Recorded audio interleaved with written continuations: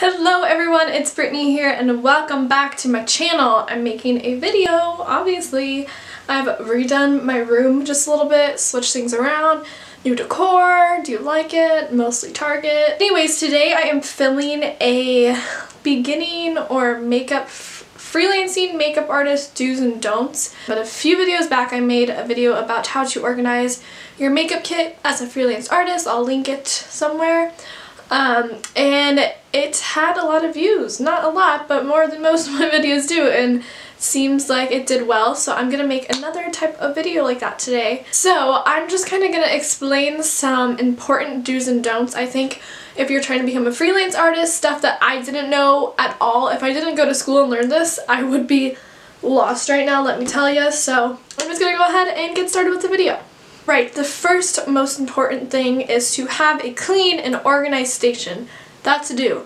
Because when someone comes up to you to get their makeup done, no matter what type of setting it is, whether it's a wedding, a fashion show, a photo shoot, anything, whenever they come up to you, they want to be assured that you're a clean person and you're not going to stick a dirty brush in their eye or something like that. So it's important to have a clean, organized station. Clean brushes, presented well, clean palettes, open, presented beautifully, where your eyeshadow doesn't look messy like you've been using it for 100 years. And to just have everything wiped down and just look good. For that one is do not have dirty brushes out, laying out to where they just look disgusting. Make sure everything's organized. Practice it before you go on set. Practice your organization, how you're going to organize your station, because I know that took a while for me to figure out, okay, what's the best, most reasonable way to organize my station. I think that's very important. People ask your client if they have any allergies before beginning. People don't 90% of the time, I've noticed, 95% actually. But I've had a few people in my makeup chair where when I ask, do you have any allergies like to latex, which is what you use to glue eyelashes on? Do you have any allergies to latex? They're like, yeah, no, you know what? No, I don't think so. And then they're like, oh, thanks for asking. Like, they're like really impressed when you ask them if they have any allergies. And why does that impress them? Because it shows that you care about your client, that you're not gonna put dirty brushes on their face or give them some type of disease or pink eye, because that stuff happens.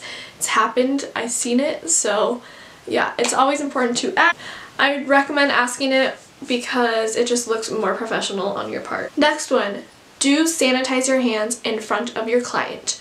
Wait until they sit down in your chair, they're looking at you ready to go, and then you sanitize your hands. That's the most important thing, and something that I've always been complimented on in different workspaces is sanitization. If you're sanitizing your hands, they see that you're clean and, like I said, more professional.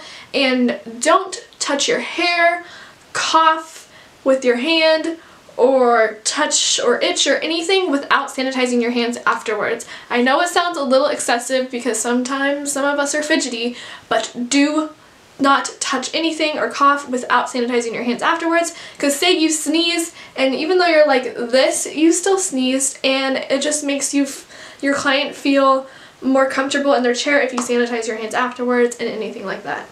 Do stay only on one side of the client. This one was a hard one for me and I did not understand it when I first went to school and learned this. I'm like, why can't I move around? It helps me better.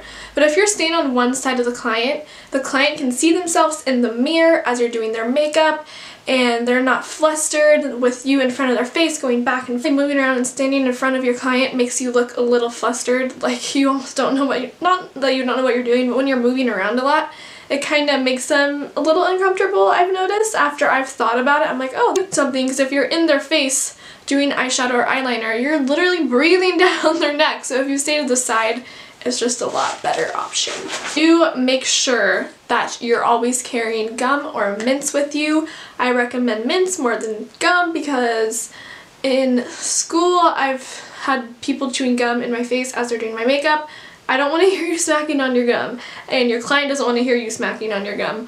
Well, you're doing their makeup. And also it's good to have mints, because if your client has like really bad coffee breath or something like that, without being rude, you can pop a mint in your mouth so they can see that you want to have fresh breath for them.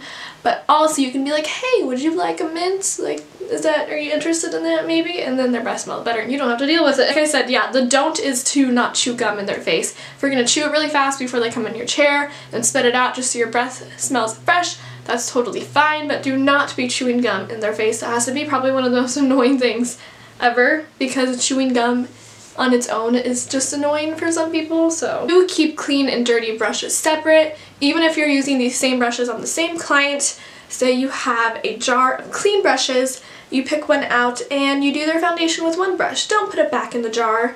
Put it in another jar, so that way if you have leftover brushes from this first client, you don't have to clean all of these because they didn't get dirty. But if you put the same brush that you just used back in the same jar, then it obviously gets contaminated and you have to wash it. So it's just best to keep them all separate. Mixing all the brushes is definitely so unsanitary, especially if you have multiple clients.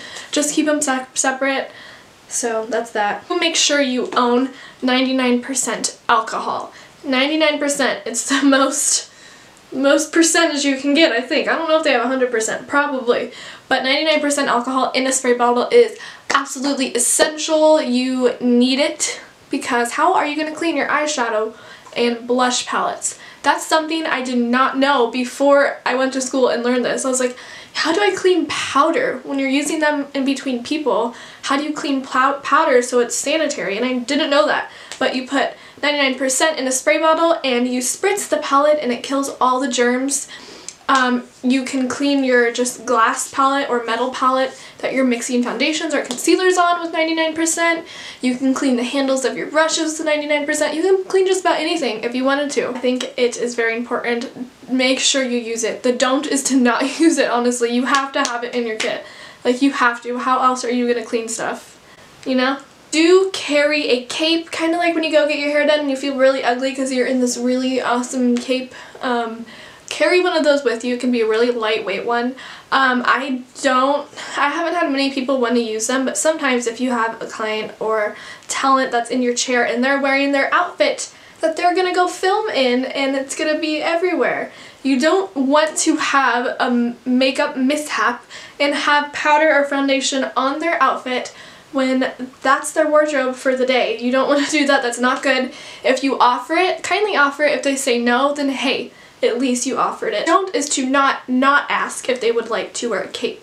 You know, sometimes they do, sometimes they don't, but if you ask and say something does happen, you can be like, oh, that's why we should have put that cape on you that I asked you about. Not exactly in that type of language, but you know what I mean. Do not, I know this is something that my teacher taught me, any friends from school watching, he hated it, but when you tap a brush in blush, eyeshadow, powder, and you blow on it to get off the excess powder, do not do that, because you have your breath and germs, maybe some spit, I don't know, going out and landing on this brush.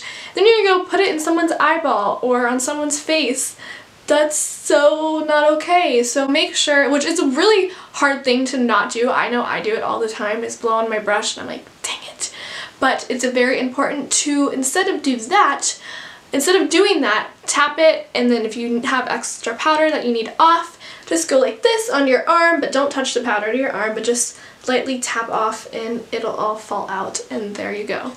And this, I can honestly think of so many more things, but my last one that I'll leave you with today is to go to school if possible. I know it's not always there for everyone. Maybe you can't afford it or something, and that's okay. Then do your research like this video is for. Like, I didn't have the motivation to, like, not motivation, but I don't think I would have known all this stuff or been able to be where I am today and do the minimal makeup gigs that I have thus far in my career if I did not go to school, because I got the pictures, the credentials, I have all the information I learned from literally the most amazing people ever telling me what to do and how to be an artist. I learned business, hair, special effects, and I think it was super important in my career, and I would not be where I am today at all, like literally 100% at all if I didn't go to school, because there's always financial aid available. I didn't think I would qualify, but you can try. I was really surprised that I qualified for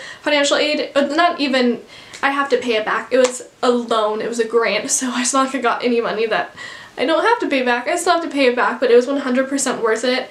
I'm telling you, go to school if you can, if possible, because it's the best thing that has happened for me. So yeah. Anyways, thank you so much for watching this video. I hope you enjoyed. Alright, thank you so much for watching. I'll see you next time. And yeah, if you have any questions about freelance makeup artisting, if you have any questions about being a freelance makeup artist or becoming one, leave them down below and I will answer them. Thank you for watching. Follow me on my things, Brittany Marie Makeup or XOXO Brittany Marie. Each one I got my camera cut off, but thank you so much for watching and I will see you next time. Bye!